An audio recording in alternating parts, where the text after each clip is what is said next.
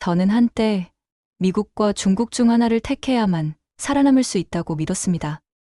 세계는 두 거대한 세력으로 나뉘어 있었고 모든 나라는 선택을 강요받고 있었죠. 당신은 누구 편인가? 이 질문에서 벗어날 수 있는 나라는 없어 보였습니다. 하지만 최근 세계의 흐름을 보며 제 생각이 완전히 바뀌었습니다. 미국이 정말 우리 편이라면? 중국이 진짜 믿을 수 있는가? 전 세계 25개국 3만 명이 이 질문에 대답했습니다. 그 결과는 충격적이었어요. 미국에 대한 신뢰는 바닥으로 떨어졌고 중국에 대한 의구심은 여전했습니다. 거대한 두 나라 모두 세계인들의 마음을 얻지 못하고 있었던 거죠. 그런데 그 혼란 속에서 그 사이로 조용히 존재감을 키운 나라가 하나 있었습니다. 바로 한국이었습니다. 어떻게 이 나라가 미국도 중국도 아닌 제3의 길을 걸을 수 있었을까요? 세계는 왜 한국을 다시 보게 됐을까요? 저는 지금까지 수많은 국제 정세를 지켜봤습니다. 하지만 2025년 트럼프 대통령이 재집권한 후의 상황만큼 충격적인 건 처음이었어요. 아메리카 퍼스트, 트럼프는 취임 첫날부터 외쳤습니다. 관세는 최고의 무기다. 미국이 손해보는 거래는 절대 안 한다. 그의 눈에는 번뜩이는 야심이 가득했어요. 그의 칼끝은 곧바로 한국을 향했죠. 자동차에 20% 관세를 때리겠다고 협박했습니다. 철강에는 벌금을 물렸어요. 심지어 한국이 미국 덕분에 먹고 산다며 조건을 밀어붙였습니다. 백악관 브리핑룸에서 트럼프는 이렇게 말했어요. 한국은 우리가 지켜주는데 무역에서는 우리를 속이고 있다. 이제 그만두라. 청와대는 발칵 뒤집혔죠. 경제부처 장관들은 밤새 회의를 했습니다. 이대로 가면 우리 경제가 큰 타격을 받는다는 보고서가 쏟아졌어요. 기업들도 당황했습니다. 현대차 정의선 회장은 긴급 회의를 소집했고 삼성 이재용 회장도 미국행을 검토했죠. 하지만 놀랍게도 한국 정부의 대응은 달랐습니다. 흔들리지 않았어요. 감정적으로 맞받아치지도 않았죠. 이재명 대통령은 차분히 말했습니다. 우리는 협상으로 해결하겠다. 대신 묵묵히 협상 테이블에 앉았습니다. 미국의 요구사항을 들어보겠다. 하지만 우리도 할 말이 있다는 자세였어요. 외교부는 즉시 워킹그룹을 만들었고 통상 전문가들을 미국에 파견했습니다. 삼성과 LG는 미국 투자를 확대하겠다고 발표했습니다. 현대차는 조지아 공장 증설을 약속했죠. SK하이닉스도 미국 내 반도체 공장 건설 계획을 내놨어요. 하지만 동시에 핵심 기술은 절대 넘기지 않겠다는 선도 분명히 그었습니다. 협상 과정은 치열했어요. 미국 측은 강압적이었죠. 하지만 한국 협상단은 포기하지 않았습니다. 데이터를 들이밀며 반박했어요. 한국이 미국에 얼마나 많은 투자를 하는지 아시나요? 결과는 어땠을까요? 놀랍게도 양국은 타협점을 찾아냈습니다. 트럼프의 극단적 요구는 상당 부분 누그러졌어요. 한국의 일정한 양보는 있었지만 경제적 주권은 지켜냈죠. 한국이 이렇게 침착할 줄 몰랐다는 워싱턴의 평가가 나오기 시작했습니다. 심지어 일본과 독일보다 협상을 잘한다는 소리까지 들렸어요. 월스트리트 저널은 한국의 현실주의 외교라고 평가했습니다. 저는 이때부터 느꼈습니다. 한국의 외교가 달라지고 있다는 걸 말이죠. 과거처럼 일방적으로 당하지 않는 나라가 되고 있었어요. 저는 그때 궁금했습니다. 과연 세계 다른 나라들은 미국을 어떻게 보고 있을까요?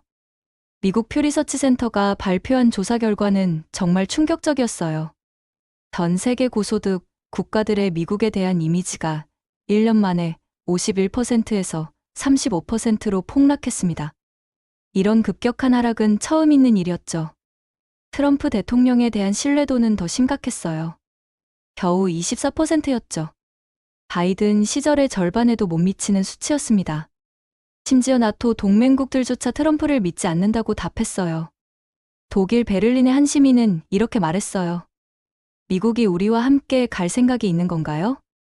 아니면 그냥 자기들만 잘 살면 된다는 건가요? 독일 언론들도 신뢰할 수 없는 동맹이라며 비판적으로 보도했습니다. 일본 도쿄에서도 비슷한 반응이었습니다. 동맹국인데 관세를 걸겠다고 위협하니까 당황스럽다는 목소리가 나왔죠. 기시다 총리도 공개적으로 일본의 입장을 이해해달라며 불편함을 드러냈어요.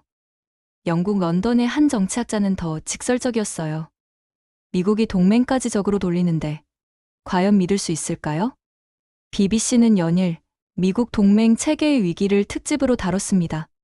저는 이 숫자들을 보며 깨달았습니다. 세계가 미국을 보는 시선이 완전히 바뀌고 있다는 걸 말이에요. 70년 넘게 쌓아온 신뢰가 단 몇 년 만에 무너지고 있었어요. 특히 유럽 국가들의 실망감이 컸습니다.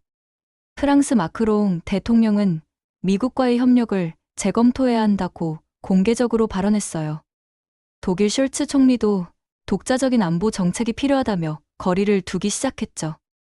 나토 동맹국들조차 미국이 정말 우리를 보호해줄까? 라는 의구심을 갖기 시작했습니다.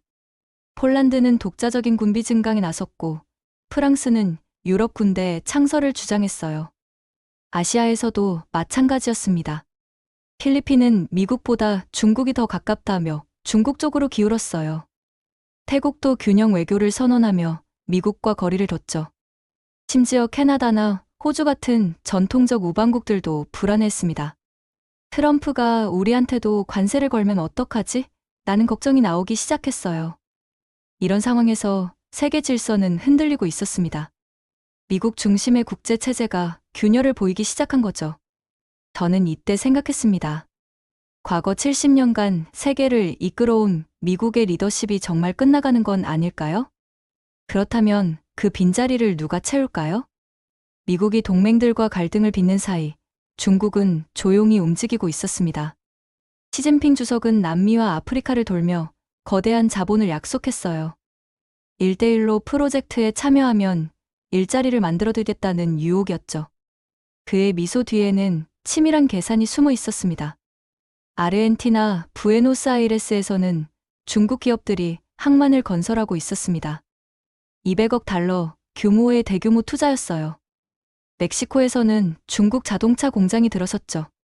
BYD와 지리자동차가 앞다퉈 공장을 지었습니다. 케냐에서는 중국이 건설한 철도가 운행을 시작했어요. 나이로비에서 몬바사까지 480km를 연결하는 대형 프로젝트였죠. 케냐 대통령은 중국이 우리 꿈을 현실로 만들어줬다며 감사를 표했습니다. 저는 직접 나이지리아 라고스를 방문해봤습니다. 그곳에서 만난 한 청년 아데미는 이렇게 말했어요. 중국이 우리에게 기회를 주고 있어요. 미국은 뭘 해줬나요? 계속 민주주의만 얘기하면서 돈은 안 줘요. 놀라운 변화가 일어나고 있었습니다.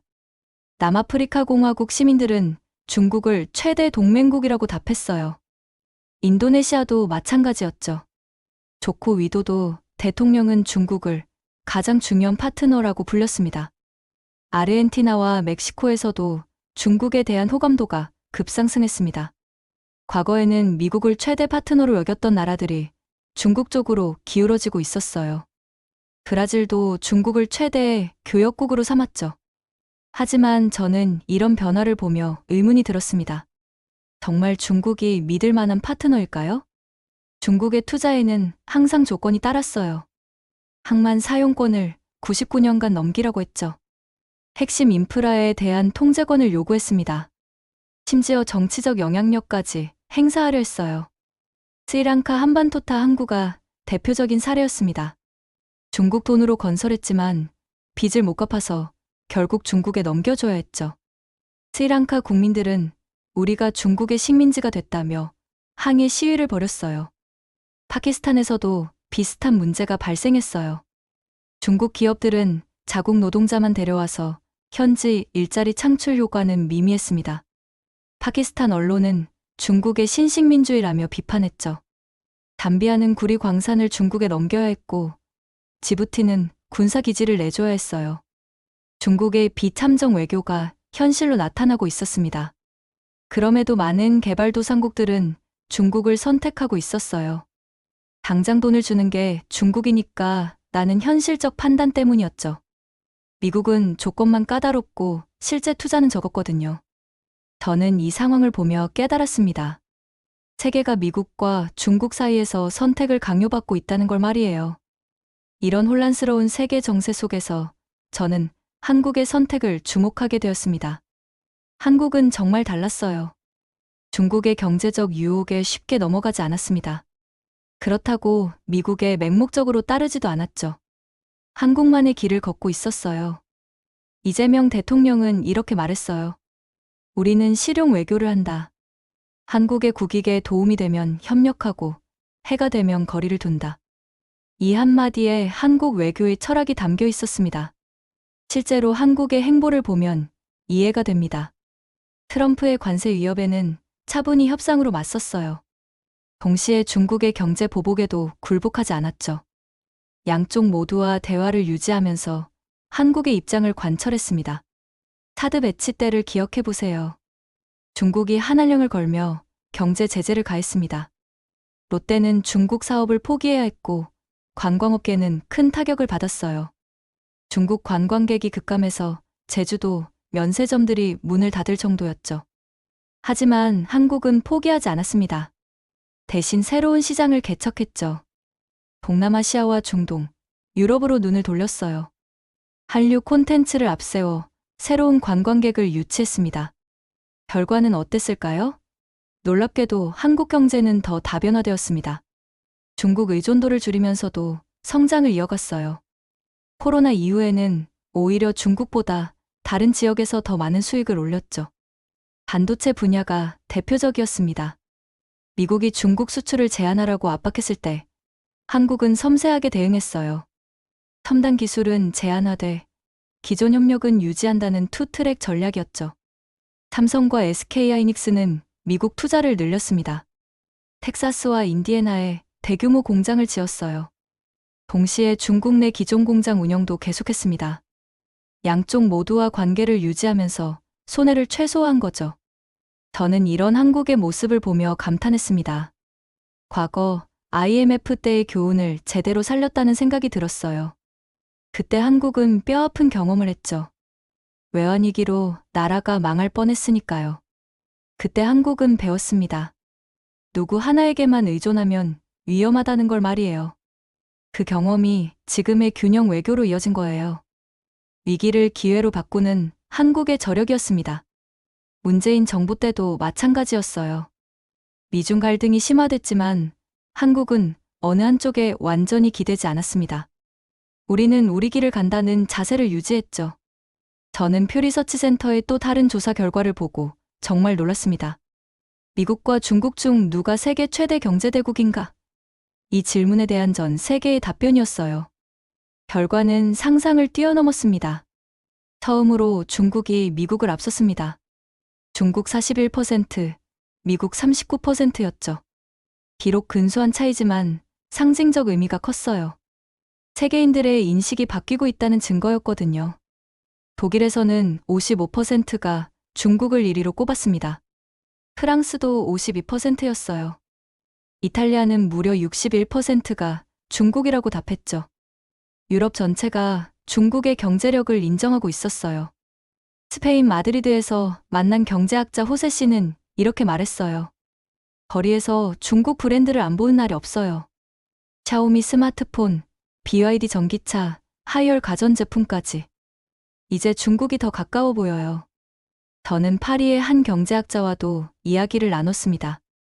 중국의 경제 규모가 실제로 미국을 넘어섰다고 보시나요? 그는 이렇게 답했어요. 구매력 기준으로는 이미 넘어섰죠. 게다가 성장률도 더 높고요. 유럽에서 중국 기업들을 안 보는 날이 없어요. 틱톡, 알리바바, 텐센트까지 우리 일상에 깊숙이 들어와 있어요. 실제로 중국은 세계 곳곳에서 존재감을 키우고 있었습니다. 전기차 시장에서는 BYD가 테슬라를 위협했어요. 오지 통신에서는 화웨이가 선두를 달렸죠. 태양광 패널은 아예 중국이 세계 시장을 장악했습니다. 하지만 흥미로운 건 한국의 응답이었습니다. 한국은 여전히 미국을 경제 1위로 봤어요. 58%가 미국이라고 답했습니다. 중국이라고 답한 건 겨우 28%였죠. 왜 한국만 다를까요? 저는 그 이유를 찾아봤습니다. 한국인들은 경제 규모뿐만 아니라 기술력과 제도적 신뢰성도 함께 고려했던 거예요. 중국이 아무리 크더라도 혁신과 투명성에서는 미국이 앞선다고 본 거죠. 실제로 글로벌 기업 순위를 보면 애플, 마이크로소프트, 구글 같은 미국 기업들이 여전히 상위권을 차지하고 있어요. 기술 혁신의 중심도 실리콘밸리였죠. 인공지능, 반도체 설계, 소프트웨어 분야에서는 여전히 미국이 압도적이었어요. 한국 기업들이 가장 벤치마킹하는 곳도 미국이었습니다. 삼성은 애플을, 네이버는 구글을 연구했어요. LG는 테슬라의 기술을 분석했죠. 서울대 경제학과 김 교수는 이렇게 설명했어요. 중국은 크지만 강하지 않아요. 미국은 작아 보여도 핵심 기술을 쥐고 있죠. 한국인들은 그 차이를 정확히 보고 있는 겁니다. 저는 이런 한국의 시각이 현실적이라고 생각했습니다. 숫자로만 보면 중국이 클 수 있지만 질적인 면에서는 여전히 미국이 우위라는 판단이었죠. 저는 해외에서 한국 관련 업무를 할 때마다 똑같은 질문을 받았습니다.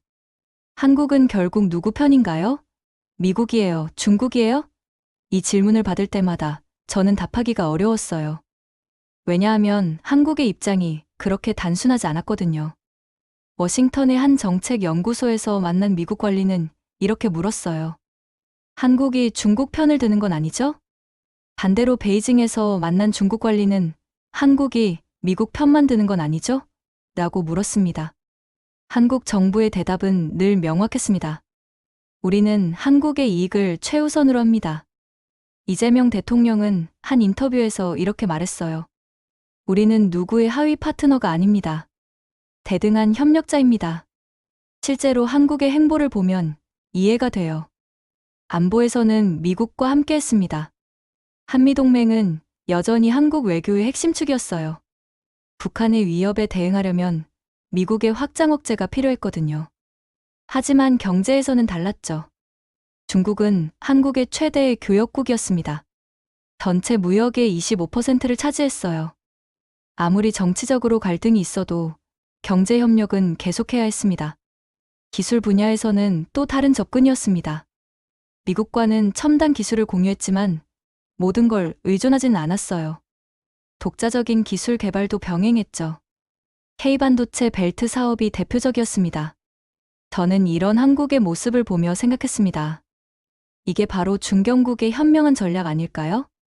과거 냉전 시대라면 어느 한쪽을 선택해야 했을 거예요. 하지만 지금은 다릅니다. 미국과 중국이 갈등하더라도 한국은 양쪽과 관계를 유지할 수 있어요. 물론 쉬운 일은 아니었습니다.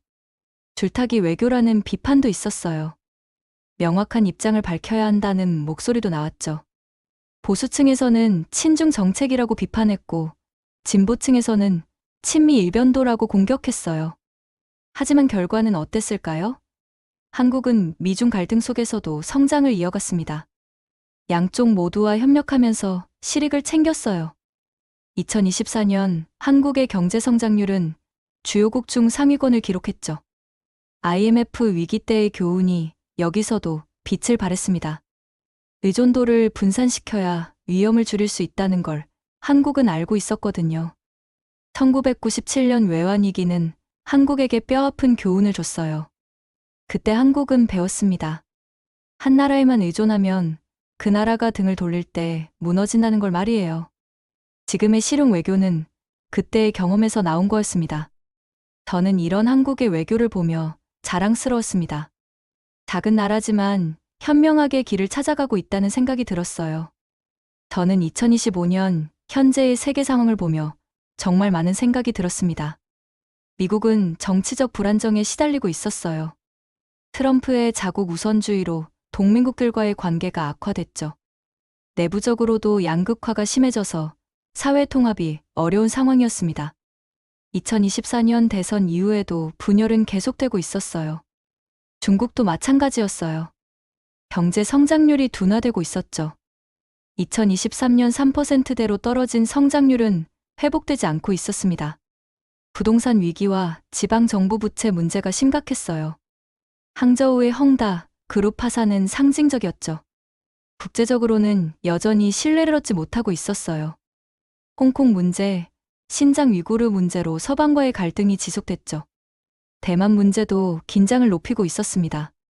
시진핑의 사면임 이후 권위주의적 통치가 강화되면서 국제사회의 우려가 커졌어요. 유럽도 혼란스러웠습니다. 러시아 우크라이나 전쟁의 여파로 에너지 위기를 겪고 있었어요. 경제 성장은 정체되고 난민 문제로 사회 갈등도 커졌죠. 독일은 탈원전 정책으로 에너지 대란을 겪었고 프랑스는 연금 개혁으로 사회 불안이 지속됐어요. 이런 상황에서 많은 중견국들이 선택의 기로에 서 있었습니다. 도대체 누구를 믿고 따라가야 할까? 라는 고민이었어요. 브라질의 룰라 대통령은 제3의 길을 찾아야 한다고 말했죠. 그런데 이때 조용한 목소리가 들리기 시작했습니다. 한국은 어떻게 하고 있지? 저는 이 변화를 실제로 느꼈어요. 해외 컨퍼런스에 가면 한국의 사례를 묻는 질문이 늘어났죠. 싱가포르에서 열린 아시아 안보 회의에서도 마찬가지였어요. 한국은 어떻게 미중 갈등 속에서 균형을 잡고 있나요? 반도체 제재 상황에서 한국 기업들은 어떻게 대응했나요? 한국의 실용 외교가 뭔가요? 이런 질문들이 쏟아졌어요. 한국이 하나의 롤모델로 주목받기 시작한 거죠. 태국 외무장관은 한국의 외교 전략을 연구하고 있다고 공개적으로 발언했어요. 실제로 한국의 성과는 인상적이었습니다.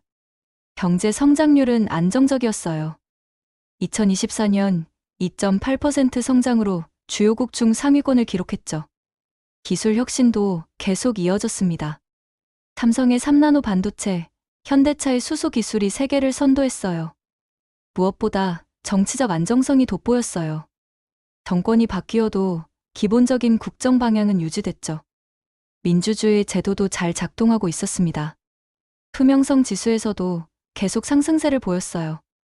K-팝과 드라마로 문화적 영향력까지 확대됐습니다. 방탄소년단, 블랙핑크의 성공은 한국의 소프트 파워를 보여줬어요. 넷플릭스의 한국 드라마들이 전 세계적으로 인기를 끌었죠. 저는 이런 한국의 모습을 보며 깨달았습니다. 거대한 국가들이 흔들릴 때 진짜 강한 나라는 묵묵히 자기 길을 가는 나라구나 하고 말이에요. 저는 마지막으로 한국이 세계에 보여준 모습을 정리해보고 싶습니다. 기술은 정말 빨랐어요. 세계 최고 수준의 반도체 기술을 갖고 있었죠. 삼성과 SK하이닉스는 메모리 반도체에서 70% 이상의 시장 점유율을 기록했습니다. 오지 통신도 가장 먼저 상용화했어요. 전기차 배터리에서도 LG에너지 솔루션과 삼성 SDI가 선두를 달리고 있었습니다. 제도는 투명했습니다. 법치주의가 확립되어 있었고 부패 척결을 위한 노력도 계속됐어요. 외국인 투자자들이 믿고 투자할 수 있는 환경이었죠. 국가 청렴도는 OECD 평균을 웃돌았고 법원의 독립성도 높게 평가받았어요. 외교는 유연했습니다. 이념보다는 실익을 추구했어요. 미국과 중국 사이에서 균형을 잡으면서 한국의 국익을 최대화했죠. 이재명 정부의 글로벌 중추국가 비전이 그 예였어요. 동맹은 전략적이었습니다. 한미동맹을 기본으로 하되 다른 나라들과도 파트너십을 확대했어요.